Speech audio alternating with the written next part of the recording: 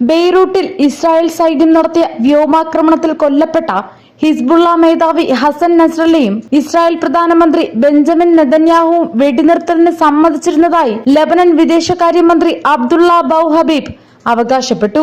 വെടിനിർത്തൽ തീരുമാനം അമേരിക്കയെയും ഫ്രാൻസിനെയും അറിയിച്ചതായി അമേരിക്കൻ ബ്രോഡ്കാസ്റ്ററായ PBSനോട് സംസാരിച്ച ബൗ ഹബീബ് പറഞ്ഞു. എന്നിട്ടും ആക്രമണമുണ്ടായ കാരണം വ്യക്തമല്ലെന്നാണ് മാധ്യമ റിപ്പോർട്ടുകൾ വരുന്നത്. സെപ്റ്റംബർ 27-നാണ് ഹസൻ നസ്രല്ല ബങ്കറിൽ കഴിയവേ ഇസ്രായേൽ ബോംബാക്രമണത്തിൽ കൊല്ലപ്പെടുന്നത്.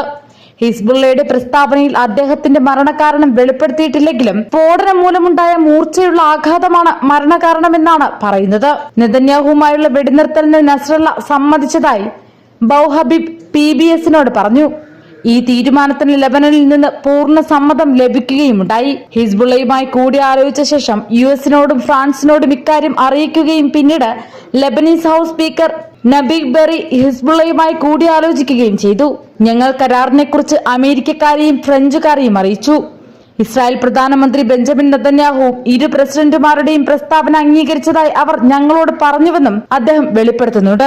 ജോ ബൈഡനും ഇമ്മാനുവൽ മക്രോണും ന്യൂയോർക്കിൽ നടന്ന UN ജനറൽ അസംബ്ലിയിൽ കൂടിക്കാഴ്ച നടത്തിയതിനു ശേഷം സെപ്റ്റംബർ 25-ന് ആരംഭിക്കുന്ന 21 ദിവസത്തെ വെടിനിർത്തൽ പദ്ധതി അമേരിക്കയും ഫ്രാൻസും മറ്റ് സഖ്യരാജ്യങ്ങളും തയ്യാറാക്കിയിരുന്നു. പിന്നീട് വെടിനിർത്തൽ കരാർ ഒരു ദിവസത്തിന് ശേഷം നെതന്യാഹു നിരസിക്കുകയാണ് ചെയ്തത്. അതിനുശേഷം അദ്ദേഹം സൈന്യത്തോട് യുദ്ധം തുടരാൻ ഉത്തരവിടുകയായിരുന്നുവെന്നാണ് വാർത്തകൾ.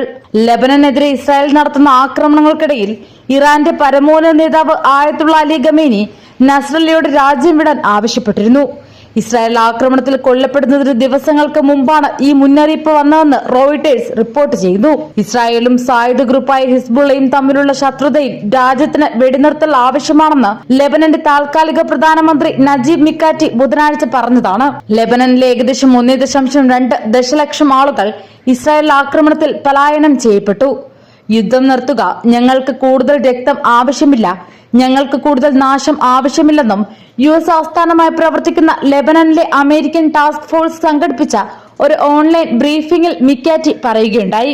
ഒരു വെടിനിർത്തലിന്റെ അടിയന്തര ആവശ്യമുണ്ടെന്ന് അദ്ദേഹം പറഞ്ഞിരുന്നു.